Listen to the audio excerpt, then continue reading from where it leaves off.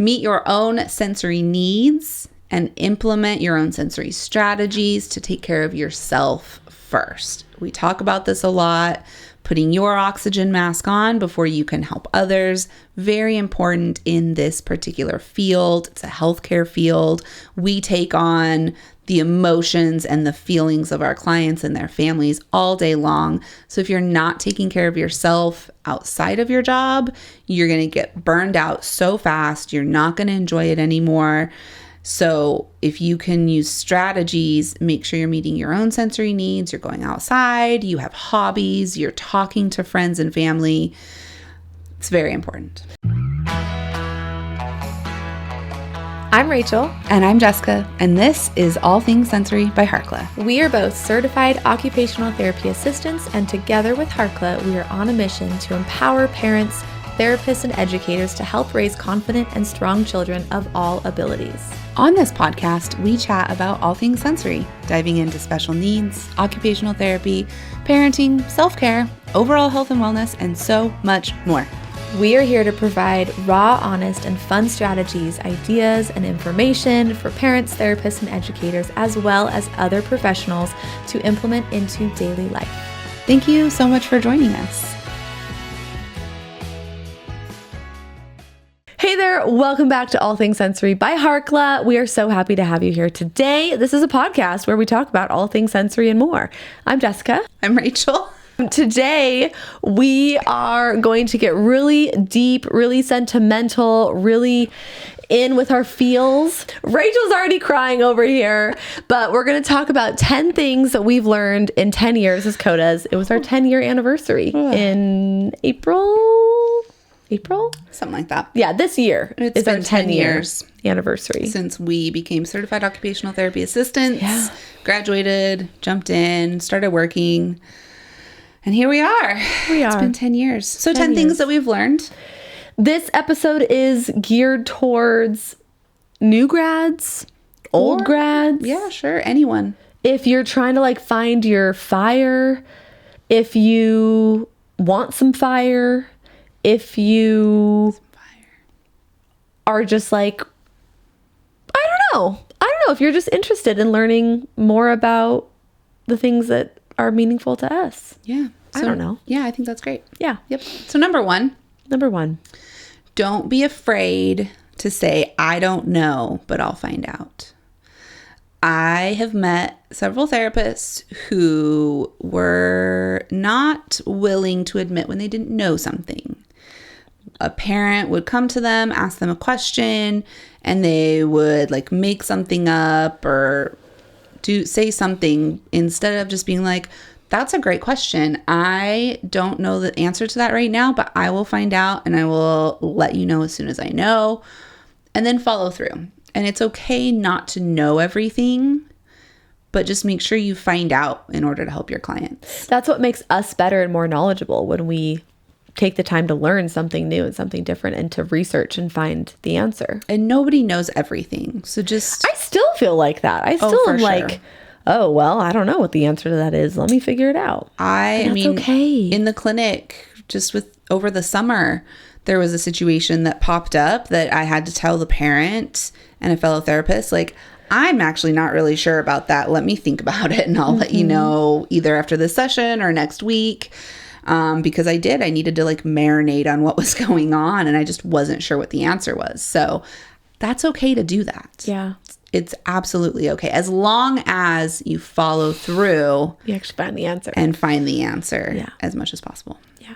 Number 2 is to build a connection, build rapport with your clients before asking them to do challenging tasks. You all know that we are huge advocates of building rapport and finding that connection before you even ask them to do, honestly, anything in your session. So take the time, ask them what they're into, ask them what they love, just connect with them, and then find that just right challenge and then move on to the next activity. 100%. Yeah. Number 3, If your client isn't regulated, they're not going to be able to build any skills. We talk about the pyramid of learning a lot, and at the base of that pyramid is sensory processing and modulation. If your client has challenges with sensory processing and modulation, if they're dysregulated, if they're overstimulated, if they're understimulated, they're not going to be able to access their higher level cognitive skills to be able to learn something new or to be able to build a new skill. So you have to focus on regulation first. Love that. Yeah. Number 4, teaching and mentoring is one of the best ways that you can build your therapeutic skills. Whether you are an OT taking a student, whether you're a CODA taking a student, I feel like there is this barrier that CODAs can't take students. And I think that it's really important to break down that barrier and to know that we all have something to teach and we all have something to offer. And to provide mentorship is just one of the best ways that we can continue to learn. And I don't think that we should just go through the motions of take a student. I keep saying take a client. Take a student. They can take our caseload. We can get caught up. We can do paperwork. It really comes down to taking a student and teaching them. This is what it looks like to be a therapist. This is the impact that we can have on these clients. These are the skills that have really helped me become the therapist that I am today. And this is what we can do in order to really make the biggest impact in our field. So I just feel like taking students is great for the resume. Yeah. But it's also great for the OT community. And I don't think that practitioners should take advantage of it and use it as a way to pass off your caseload. For sure. It's really a teaching opportunity, and we need to remember that. You also get PDUs when you mentor. Mm-hmm. I also think there's other ways you can do it if maybe you don't have the availability to take a student from a nearby school. Maybe you can create an in-service training for your clinic or an in-service training for a nearby school, an in-service training for a nearby doctor's office. Maybe you specialize in an area within your clinic and you can create like a webinar and present it. There's a lot of ways you can do it. But anytime you're teaching someone something or mentoring another therapist, maybe you can start like a mentoring group with fellow therapists in your area. But anytime you're doing something like that, it really builds your skills as a therapist. And when somebody asks you a question, it makes you think about the answer more and you kind of find new insights during that process. I just remember I didn't have any ped rotations in school, but I remember when I started my first job in a peds clinic and I had no experience, like how grateful I am to have had a mentor who took me under her wing and she said, this is what you do. This is what it's like. This is how you test reflexes. This is how you create a sensory diet. This is how you do a wheelbarrow walk, Rachel. This is how you sing Wheels on the Bus, because literally I had no idea. It was bad. That's great. But I've come so far. But I'm just so grateful for that mentorship. And I just feel like everyone is so busy and like just trying to keep their heads above water right now. There's so many kids needing help that it's like, where are we going to find the time to be able to mentor a student or mentor a new grad? And we need to go back to the basics and figure that out. Yeah, for sure. Number 5. Don't be afraid to refer out to other professions. So if you're working with a client and you think that maybe they could benefit from another service like physical therapy, speech therapy, vision therapy, functional medicine, chiropractor, anything else that you have experience with or your other clients have had success with, make sure you're talking to your clients about that and saying, hey, I've noticed these challenges. I'm wondering if you'd be open to exploring speech therapy for your child. Here's how you can get that started. It's a team approach. It really is. And that's how it should be approached. That's how therapy should be approached, I think, as a team. Okay. Number 6, it's okay to feel burnt out in your OT career and it's okay to pivot. So whether you are burnt out at a clinic you're at, the schools, whether you are pivoting from pediatrics to geriatrics, whether you're going from geriatrics to pediatrics, whether you are leaving treatment in general and you're going to maybe an OT entrepreneurial role or you're going to more of a clinical management role, it's okay to pivot and to find something that lights your fire again. Lots of fire in this episode. You are very fiery. Wow. Yeah. But I just feel like, I don't know, from a personal standpoint, this is a personal episode. So I guess we said we were going to get deep, so we might as well. I just remember feeling so burnt out at one of my clinics that I just felt anxious going to work every day. And I just was like, I dreaded it. And it wasn't because of the clients. It wasn't because I didn't love what I was doing. I was just in need of a new avenue. I needed new challenges. I needed more of I wanted to be more of a leader, and I didn't feel like I was getting to be a leader, and I just needed a change. And once I found that change, I felt the fire. You felt the fire. I felt the fire. No, I think we have this idea in our society so often that once you start a job or a role, you have to stay there until you retire. And I mean, that's how like I was raised. Same. You know? Yeah, same. But it's not true. You know, you can be in one area for several years and feel a pull to go somewhere else, and that's okay to pivot. That's honestly one of the best things about OT is that you can specialize in so many areas and you can pivot in so many areas. I remember loving hand therapy. I had a rotation in hand therapy and I absolutely loved it. It was very interesting.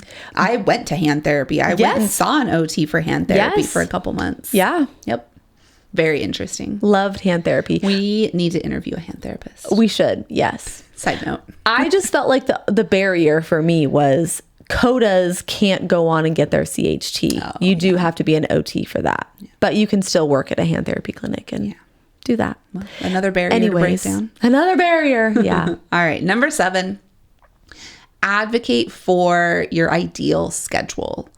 Rachel and I have both gone through this where we saw too many clients back to back. And it was one of the ways we got burnt out. Definitely one of the ways I got burnt out. And by the end of the day, I felt like I was not doing a good job. I felt like a really bad therapist because I had too many clients in a row without a break. And I needed to find a different way to work my schedule. So ideally, you do this when you first start in a job, that you can advocate for your needs, what you want your schedule to look like. Hopefully you can get that. If not, how can you work around it? Can you go somewhere else? What can you do to change that? Because really, creating your ideal schedule is going to help make you a better therapist. I was just thinking about our interviews with Amira. You remember Amira? The Marvelous Miracles OT. She's the money OT. Yes. And she talks a lot about, you know, when you first get an offer from a clinic, how to negotiate, how to get what you want. And I think a big part of that negotiation when you first start a job or first pick up a contract is negotiating your hours, how many clients you're going to see. I just remember working with so many therapists who will see 9 kids in an 8-hour day. And I'm like, did you eat? Did you pee? Did you drink water? And usually the answer is no. Yeah. And it's just, and you know, they're just usually going through the motions of seeing the clients, and there's no way for them to actually be present and engaging with each client on their level. Yeah. So that's a big one that I am very passionate about. Absolutely. Yeah. Yeah.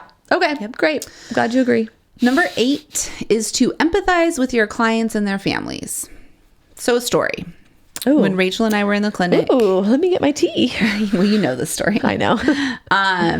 We were only a couple years in, and we were just so curious as to why home programs were so difficult for families to carry over. We would give these really great home programs to our clients, and then they would come back and say they didn't have time, or they forgot, or they just didn't do it. So we decided. We did have clients who did do them, though, too. Of course. But so we decided to do a case study. Rachel created a home program for my son, who was, I don't know, probably like 3 or 4 at the time. Full-time working parents, family life. She gave me the home program. I took it home. We did it once or twice.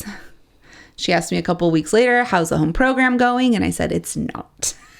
And we talked about it and had an honest conversation about the fact that for most families that we worked with, it just wasn't feasible for them to have this whole new sensory routine to do at home, even though we knew it would be so good for their child.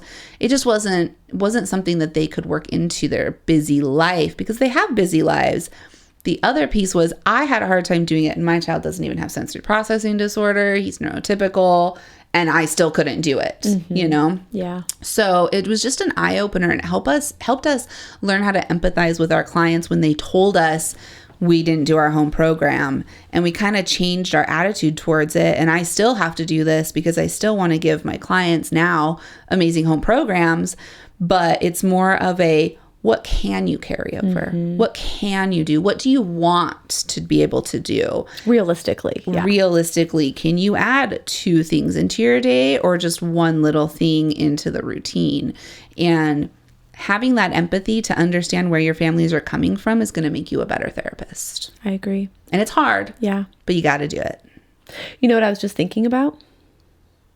Creating another one? No. Oh. Now that Trip is the same age that Logan was when I do gave you want me to create a you home should program? make one for Trip and we'll see if we can do it. We could do that. Okay, we'll do it. Then we'll have more stories to share if it's actually possible or not. All right, we'll do it. It'll be the updated version. How much are you going to pay me for that? $200. Wow. Okay. I'll pay you for your time creating it, putting it all together. It's going to be amazing. It is going to be a really good one. Okay, great. Let's do it. Okay, what are we on? 9. Collaboration with other professionals will be your best friend. I know we talked a little bit about, what's the word? Referring, thank you. Referring to other professions. Like if you don't know the answer, or if your child needs, or if your client needs speech or OT or PT, whatever profession you're in. But really focusing on collaborating with these other professionals, talking to them on a weekly basis, bringing them to your session, you going to their session, you observing them in speech at school or OT at school, and working together. Hey, this strategy is working really well for me in OT. You should apply it to your speech sessions as well. If you work, in a multidisciplinary clinic, really working together, bringing your specialties, bringing them together. And I just feel like it's something that is difficult from a time management lens, being able to find the time to connect and to collaborate, and, making time for that is definitely the challenge there, but it makes a huge difference for the clients. I love collaborating with fellow therapists. I know you do. I do this via email. I do this in person. I have a really amazing speech therapist that I work with right now at the clinic, and I love talking to her. There's one client specifically that I'll join in on their session like 5 or 10 minutes early before the transition, just because I want to see what she's doing and I want to get insight from her. And you learn so much when you collaborate with other therapists. You do. It's amazing. So love that one. Yep. Number 10. Drum roll. Probably the most important. Well, I don't know. They're all really important. I don't know if there's one that's more important than the other. They're all important. They're all important. Meet your own sensory needs and implement your own sensory strategies to take care of yourself first. We talk about this a lot. Putting your oxygen mask on before you can help others. Very important in this particular field. It's a healthcare field. We take on the emotions and the feelings of our clients and their families all day long. So if you're not taking care of yourself outside of your job, you're going to get burned out so fast. You're not going to enjoy it anymore. So if you can use strategies, make sure you're meeting your own sensory needs, you're going outside, you have hobbies, you're talking to friends and family. It's very important. I think that's what's made me the therapist that I am today, is empathizing and identifying really how it can feel to struggle with sensory needs and to struggle with over responsivity or sensory seeking. I just feel like the more that we can implement the strategies that we're teaching our caregivers and our clients to do, the more that they will see, oh, Miss Rachel's doing this. Oh, it's helpful for Miss Jessica. Let's make sure that we're doing it as well. It's just, and like the self-care standpoint, putting your oxygen mask on first. It makes a world of difference. It does. Yeah. Absolutely. Yeah. So there you go. Well, hopefully you learned something. Hopefully this was helpful. I hope so. It was 10 things we've learned in 10 years. It was very catchy. If anything, it was a good therapy session for us to like work through these and get these out. So hopefully these will make a difference for you as well. If you enjoy the show, the biggest way you can support us is by sharing this episode or just another episode that you loved with somebody else. Yep. Leave a comment, leave a review, let us know your thoughts, and we will plan on seeing you next week. Okay, bye. Thank you so much for listening to All Things Sensory by Harkla.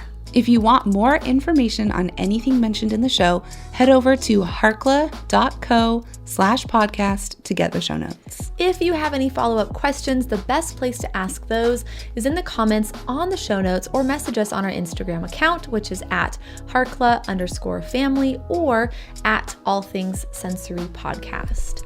If you just search Harkla, you'll find us there. Like we mentioned before, our podcast listeners get 10% off their first order at Harkla. Whether it's for one of our digital courses or one of our sensory swings, the discount code SENSORY will get you 10% off. That's SENSORY. Head to harkla.co/sensory to use that discount code right now. We are so excited to work together to help create confident kids all over the world. While we make every effort to share correct information, we're still learning. We will double check all of our facts, but realize that medicine is a constantly changing science and art. One doctor or therapist may have a different way of doing things from another.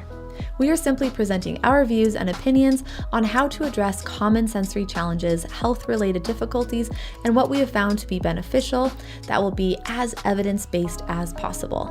By listening to this podcast, you agree not to use this podcast as medical advice to treat any medical condition in either yourself or your child. Consult your child's pediatrician or therapist for any medical issues that he or she may be having. This entire disclaimer also applies to any guests or contributors to the podcast. Thanks so much for listening.